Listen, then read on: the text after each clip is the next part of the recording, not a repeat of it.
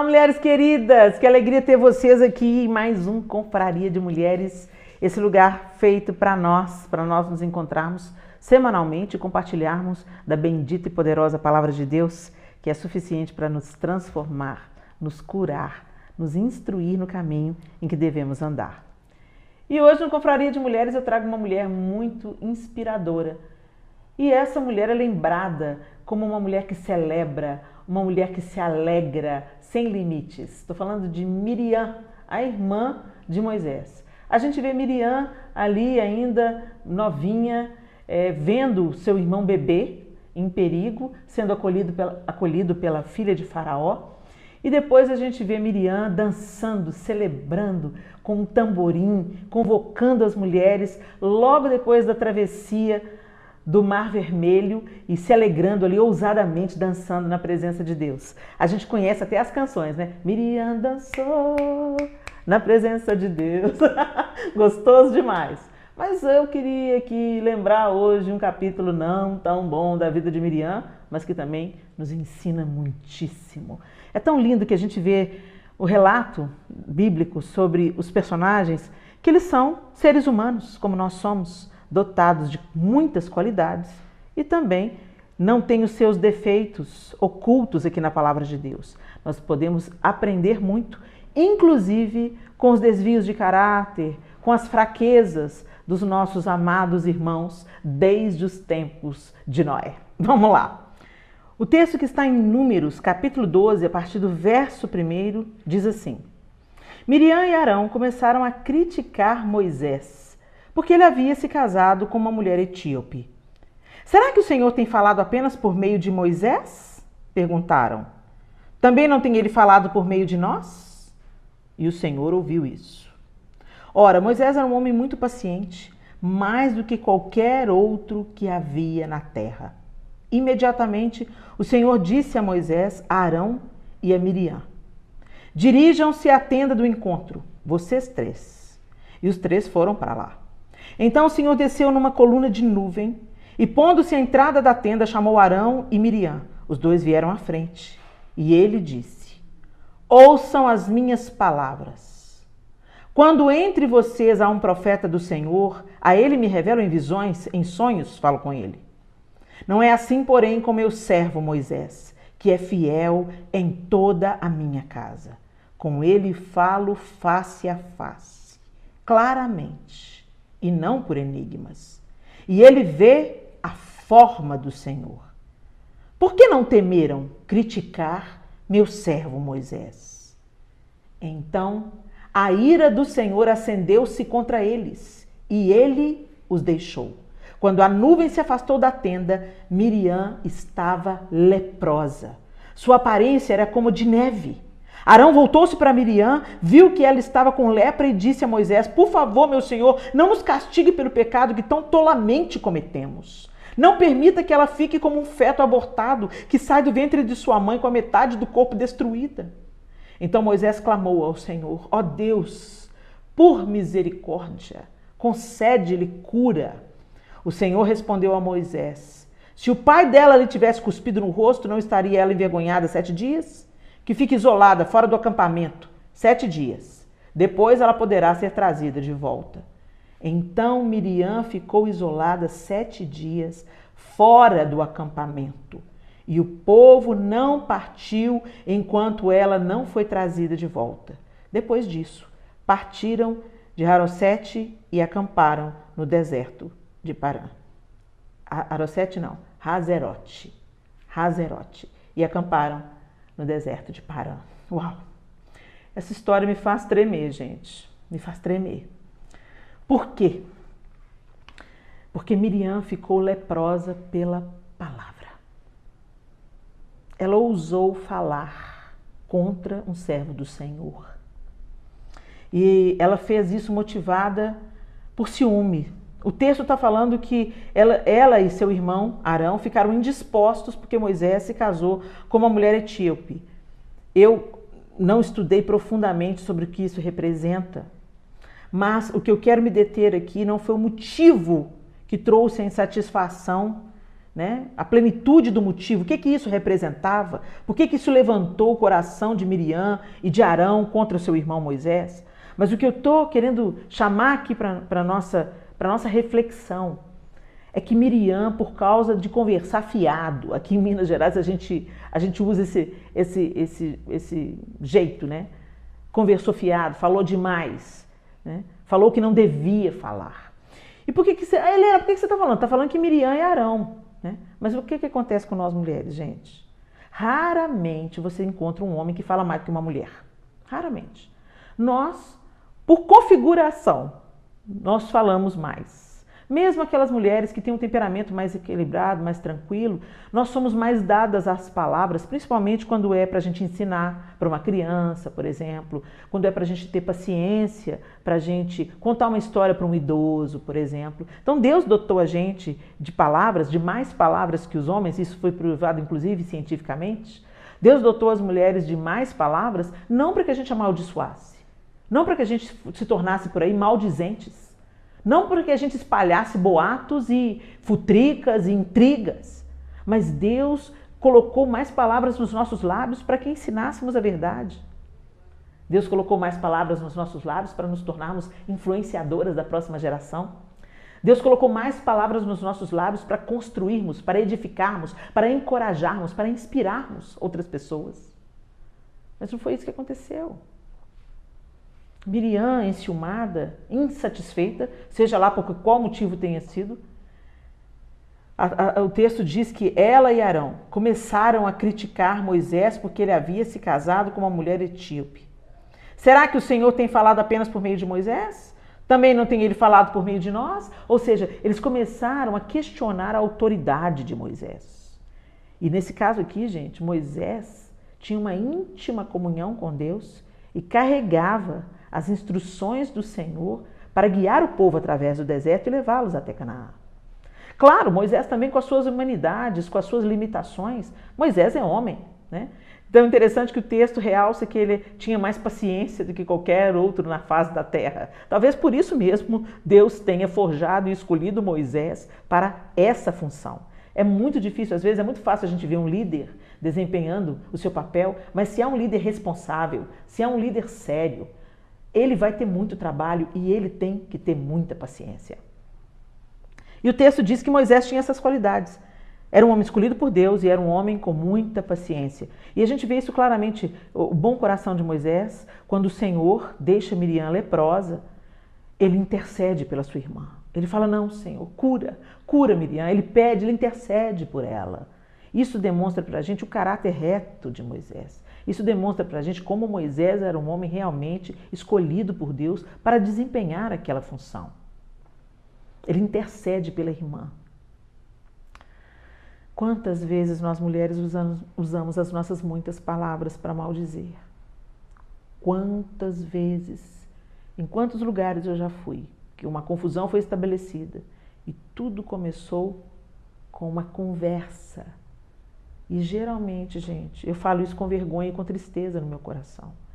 Geralmente são as mulheres que começam as conversas que não edificam.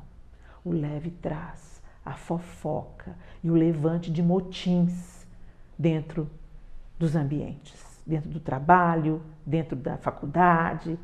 Não estou poupando aqui os homens, não. Existem aí também muitos homens fofoqueiros.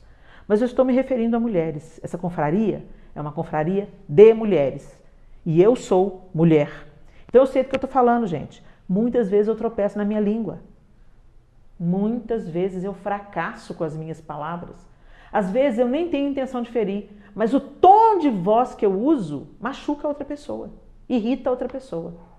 Então nós somos mais propensas a erros, principalmente porque falamos mais do que os homens. Quem muito fala, muito erra. Agora o que me chama a atenção é que ela ficou leprosa. E quando o leproso, né, a pessoa ficava leprosa, e gente, quando a Bíblia fala leprosa, é uma característica de uma doença de pele. Qualquer doença, manifestação na pele de uma doença, eles chamavam de lepra. Não necessariamente era um diagnóstico fechado de hanseníase, ok? Poderia até ser, mas quando falava lepra, por exemplo, psoríase era considerado uma lepra, uma dermatite era considerada uma lepra, né? Qualquer doença que se manifestasse na pele era considerada uma lepra, era chamado de lepra. Bom, pelo menos essas foram as informações que eu recebi através de algumas pesquisas que eu fiz. Mas o curioso, quando essas pessoas então eram acometidas de uma doença na pele, elas eram decretadas imundas e eram afastadas das outras pessoas. E a gente vê que isso acontece até hoje. Não pelo decreto do sacerdote que cobre o rosto e decreta imunda, impossibilitada de se relacionar socialmente. Não. Mas pela própria consequência do pecado. Não é isso?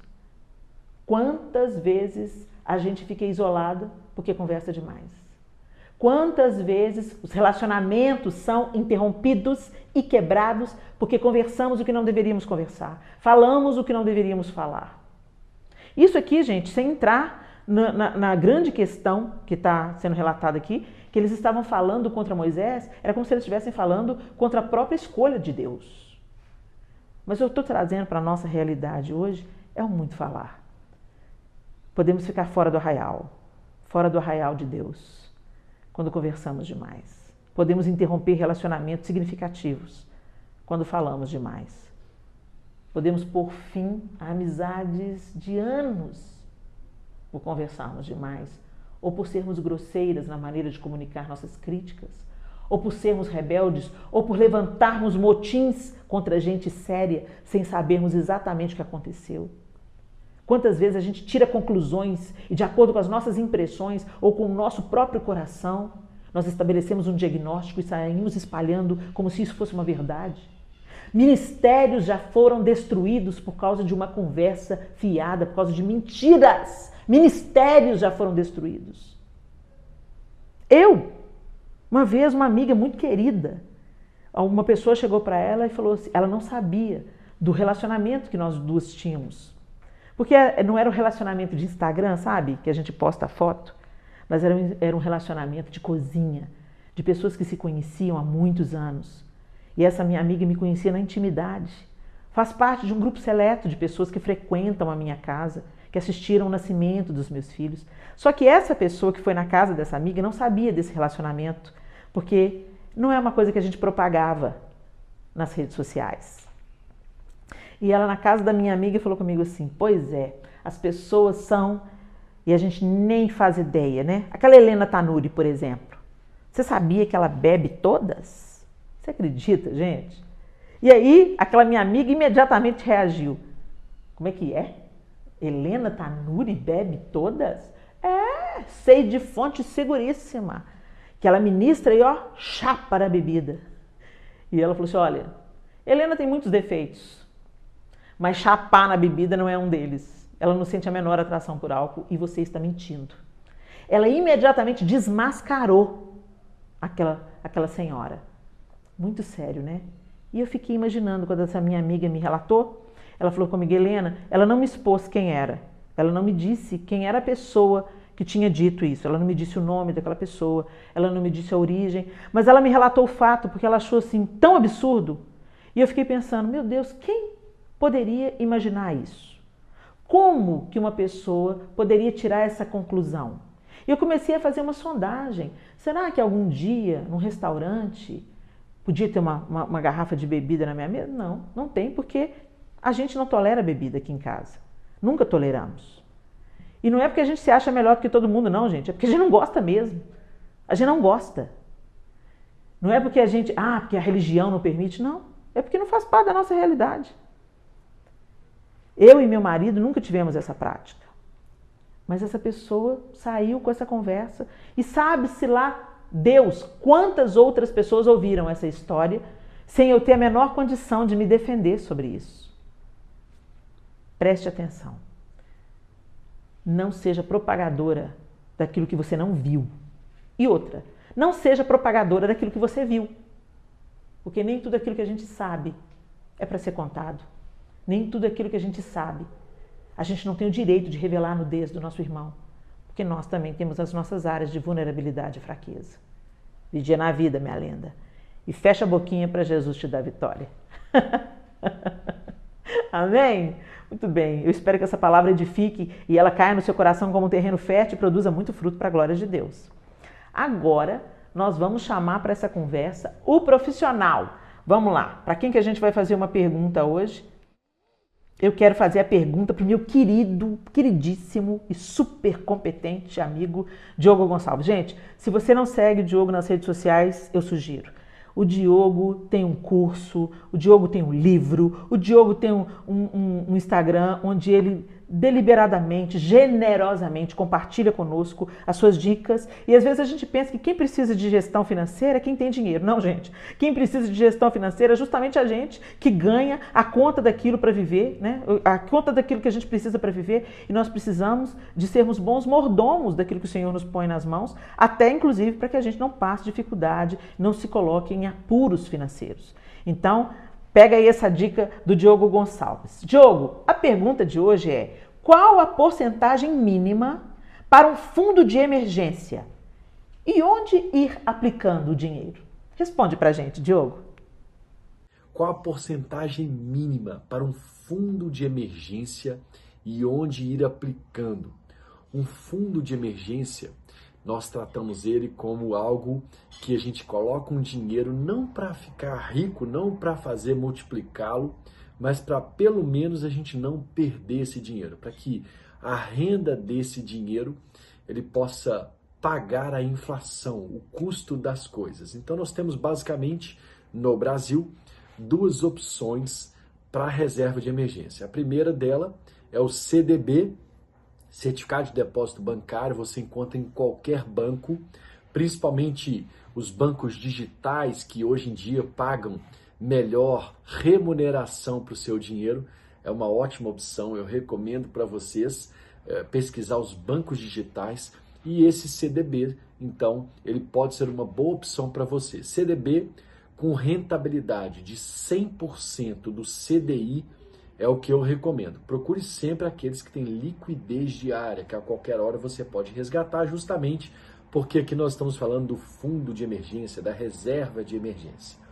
Uma outra opção para essa mesma reserva é o Tesouro Direto Selic. Ele te paga 100% da Selic, que atualmente está 2% ao ano, bem abaixo da nossa taxa de referência aí dos últimos anos, mas sim, para isso, para reserva de emergência, ele funciona muito bem. Também porque tem liquidez imediata e também porque rende 100% da Selic, ou do primo dela, CDI. Então, essas são as minhas recomendações. Diogo, qual a quantidade de dinheiro eu devo poupar para esse fundo, para essa reserva de emergência? Se você tem até 40 anos, você deveria ter pelo menos 6 meses de salário guardado da sua renda. Se você é um empreendedor, se você não é um empreendedor, você tem carteira assinada, independente da sua situação, até 40 anos eu recomendo pelo menos 6 salários guardados em reserva de emergência. Para quem tem acima de 40 anos, entre 6 meses de salário guardado a 12 meses de salário guardado. Quanto mais velho você for, né? Quanto mais idade você tiver, mais próximo aos 12 meses você deveria ter. Existe uma estatística da ABRH, uma Associação Brasileira de Recursos Humanos, que as pessoas até 40 anos têm uma velocidade de reposição no mercado de trabalho de até 6 meses e pessoas acima de 40 de até 12. Quanto mais velhos nós somos, mais dificuldade nós temos de acessar o mercado de trabalho nos moldes de carteira assinada, CLT. Para quem é empreendedor é um pouco mais fácil ou um pouco mais arriscado, um pouco mais desafiador. Por isso, tenha no mínimo 6 meses de salário guardado nessa reserva de emergência e até 12 meses de salário guardado, tá muito bem. É isso aí, conte comigo também, através das minhas redes sociais, @Diogo e sua grana. Tamo junto. Obrigada, meu querido, muito obrigada, Diogo. A gente tem aprendido tanto com você. Eu oro para que Deus continue te abençoando, prosperando você, sua casa. E nós te agradecemos de todo o coração pela sua disponibilidade, generosidade em nos ensinar tudo aquilo que o Senhor tem confiado nas suas mãos. E agora nós vamos para as nossas dicas. As nossas dicas entre mulheres, nossas coisinhas, as coisas que tornam a nossa vida mais leve, mais prática, mais bonita, mais cheirosa, mais colorida. Vamos lá ver o que tem para hoje? E aí, lindezas, como é que vocês estão? Tudo bem? Sejam bem-vindas a esse momento só nosso para a gente trocar figurinha, trocar dica de livro e dicas para facilitar o seu dia a dia. A dica de livro de hoje é esse aqui. Gente, esse livro é uma delícia. Eu super recomendo. Eu passei a enxergar Jesus, o relacionamento de Jesus e as mulheres de um jeito diferente depois de ler esse livro. Jesus e as mulheres. Olha isso. O livro é da Sharon Jaynes e ela, gente, ela é muito sensível, a Sharon, do jeito que ela descreve os encontros de Jesus com mulheres ao longo do seu ministério. Deixa eu ler aqui a contracapa, como é o nosso costume, né?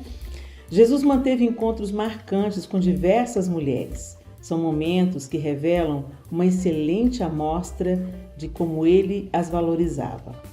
Sharon Jaynes apresenta episódios de Jesus com mulheres como Maria, sua mãe, Maria Madalena e Marta, mostrando-nos como Jesus rompeu com a tradição religiosa que reservava à mulher uma condição indigna, fruto do preconceito e da insensibilidade da sociedade da época. Ao dignificar a mulher, Jesus a situou como alguém também criada à imagem e semelhança de Deus, objeto de seu amor, cuidado e perdão. É um livro que me abençoou muitíssimo e eu super indico. Jesus e as mulheres. É pela Mundo Cristão e você pode adquirir esse livro pela internet. Vamos para a nossa diquinha de hoje, a dica prática para o nosso dia a dia? Gente, a dica de hoje é super fácil. Você vai precisar de quê? Você vai precisar folhas de louro, você vai precisar cravo da Índia. Helena, é receita? Não! E um saquinho de organza como esse, olha, mais ou menos esse tamanho é ótimo. Para que serve isso? Você vai colocar nesse saquinho de organza, do tamanho da sua preferência, mas esse tamanho aqui, olha, mais ou menos do tamanho da nossa mão, é super adequado para aquilo que eu vou indicar. Você vai colocar aqui umas 2 ou 3 folhas de louro, ok? E você vai colocar algumas unidades de cravo da Índia. Olha, encheu lá o fundinho. Não precisa ser muita coisa, não. Tá vendo mais ou menos como é que fica? Tá dando para vocês visualizarem? Olha aí, ó, fica assim. Fechou a boca do saquinho. Fechou a boca do saquinho. Eu nem dei o nozinho, só puxei a cordinha que já fechou o suficiente. E você vai colocar esses sachês feitos de louro e cravo da Índia pelas gavetas da sua casa, as gavetas de roupa, tá? As gavetas do guarda-roupa e também as gavetas da cozinha. Mas para quê, Helena? Para que isso serve? Como repelente de insetos. Então, ó, no seu armário de roupas, essa combinação vai afastar as traças, vai afastar as formigas. E é tão interessante que a traça, por exemplo, ela sabe aqueles furinhos que aparecem na sua camiseta, na sua camisa de seda tão querida, naquela camisa de linho que você custou tanto a comprar? Pois é, a traça vai lá e faz aquele buraquinho, aquele furinho na roupa. Já passou por isso? É terrível, não é? Pois é. Essa simples atitude, além de deixar um perfume gostoso na roupa de cravo da Índia e louro, ainda vai repelir os insetos. E na cozinha, o mesmo efeito com formigas. Nos armários da cozinha, às vezes as formigas gostam de seguir o cheirinho do açúcar, né? Pois é, o louro, ele tem esse poder de repelir as formigas. Então, faz aí os seus sachês e proteja aquilo que você já tem. Cuide bem daquilo que Deus te deu para cuidar, tá bom? Fica aí a nossa diquinha super prática de hoje e eu espero te ver no próximo Confraria de Mulheres com mais dicas simples, mas que melhoram bastante a nossa vida. É isso aí, lindezas. Eu espero que você tenha sido edificada. Pegue aí as nossas dicas de livro e pegue essas diquinhas que às vezes são coisas simples, mas que resolvem a vida, né? Agilizam a vida, facilitam a vida. E o nosso propósito aqui é esse. Na Confraria de Mulheres, nós queremos edificar, falar de papo sério e também falar de coisas leves, inerentes ao universo feminino. A gente fica por aqui no Confraria dessa semana. E se Deus quiser, a gente se encontra na próxima semana. Um beijo e até lá!